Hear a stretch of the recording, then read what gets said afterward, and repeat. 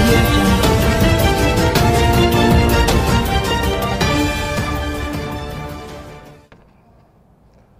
వచ్చిన తర్వాత మొన్న తెలిసింది క్రికెట్ మ్యాచ్ ఒకటి జరిగిందని. ఆ ఈవెంట్కి ఏమొచ్చిందో మాకు తెలియదు. ప్రెస్ వాళ్ళు కొంతమంది నన్ను ప్రశ్నిస్తున్నప్పుడు, సార్ అక్కడేదో జరిగింది, ₹1 కోటి అగ్రిమెంట్ మీద మాత్రమే ఉంది, వెనకేదో జరిగింది, ఇది మీకు తెలుసా తెలీదా అంటే నాకు తెలియదు అని చెప్పాను. నిజంగా నాకు తెలియదు. చాలామంది 80 లక్షలు వచ్చిందని ఒక బ్యాంక్ అకౌంట్లోకి, అదేవిధంగా 45 లక్షలు ఆర్టిస్టుల రెమ్యునరేషన్లో తీసుకోవడం జరిగిందని చెప్తున్నారు. క్రికెట్ మ్యాచ్ జరిగిందని మాకు తెలియదు. ఒక ఆర్గనైజేషన్లో జనరల్ సెక్రటరీకి ఇవన్నీ తెలియకుండా నువ్వు కమ్యూనికేషన్ కట్ చేస్తే, అదేవిధంగా నేను షాక్ అయింది ఏంటంటే నరేష్ గారు కనపడటం లేదు, నరేష్ మాకు దొరకటం లేదు, నరేష్ అసలు టచ్లో లేడు. అంటే ఒక పక్కన ట్రాన్స్పరెన్సీ లేకుండా మీరు జరుపుకుంటూ సమాధానాలని నాకు చెప్తూ ప్రెస్ నన్ను అడుగుతున్నప్పుడు నేనేంటి దానికి సమాధానం చెప్పాలి? నేనేం తప్పు మాట్లాడలేదు, ఉన్నాయి జరుగుతున్నా కాదా, ఎస్సా, మీకు ప్రూఫ్తో సహా చూపిస్తున్నాను, నేనేం అబద్ధం చెప్పట్లేదు. మనసు చాలా కష్టపడింది. ఎందుకంటే ఇండస్ట్రీలో పుట్టి పెరిగాను నేను. 100 సినిమాలు చేశాను హీరోగా, 100 సినిమాలు ఆర్టిస్ట్గా బిజీగా ఉన్నాను. ఇవాళ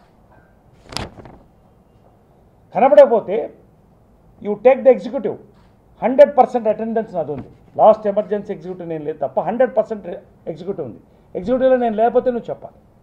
విజిటర్స్ బుక్ నేను పెట్టాను, చెక్ చేయండి. నెలకి 2 రోజులు ఉండొచ్చు, 3 రోజులు ఉండొచ్చు, బిజీగా ఉంటే, ఖాళీగా ఉంటే 10 రోజులు ఉండొచ్చు. నేను ఎక్కడ అమెరికాలో పారిపోలేదు.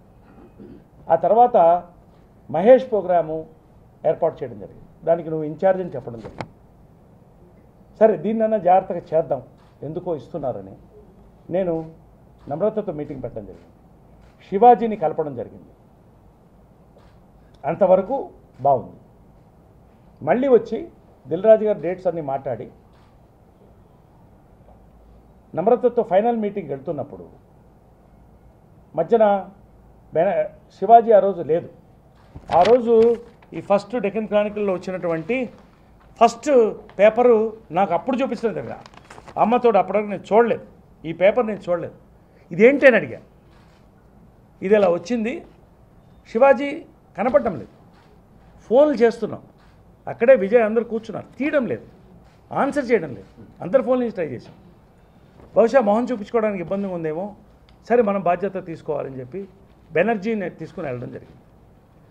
నేను నమ్రత గారితో మాట్లాడుతున్నప్పుడు క్లియర్గా బెనర్జీ నమ్రత గారు చెప్పింది, నరేష్ గారు ముందుంటే మేము హ్యాపీగా చేయగలుగుతామని చెప్పిన తర్వాత బెనర్జీ నంబర్ తీసుకుంటున్నాడు, అవసరం లేదు, నన్ను చూసినప్పుడు ఇవ్వండి అన్నా.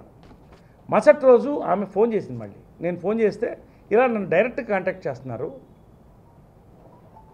వాళ్ళు చూస్తారంటున్నారు, మీకు ఏమన్నా ఇబ్బందా ఇట్లా మాట్లాడతారు, ఏం చేయాలంటే నాకు అప్పుడే అర్థమైపోయింది దీంట్లో ఏదో లోపాయిగా ఒక డిస్కషన్ జరుగుతుంది కాబట్టి నన్ను అవాయిడ్ చేస్తున్నారు.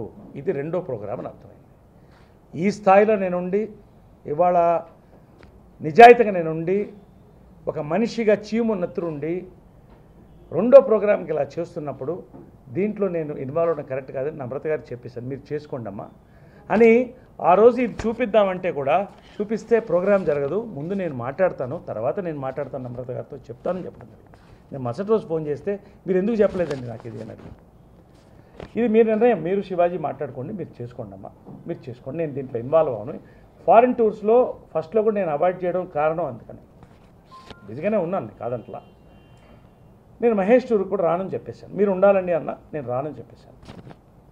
ఎందుకంటే నెక్స్ట్ డే శివాజీ నాకు ఫోన్ చేసి, బెనర్జీ నువ్వు ఎవరో ఆర్టిస్టులది చూస్తావంటే, నేను ఆర్టిస్టులు చూడడం కోసం రాలేదు, I'm an artist, not your manager, I'm general secretary. ఇస్తే ప్రోగ్రామ్ ఫుల్గా ఇన్ఛార్జ్ ఇవ్వండి, లేదు మీరు చేసుకోండి నమ్మకం లేకపోతే.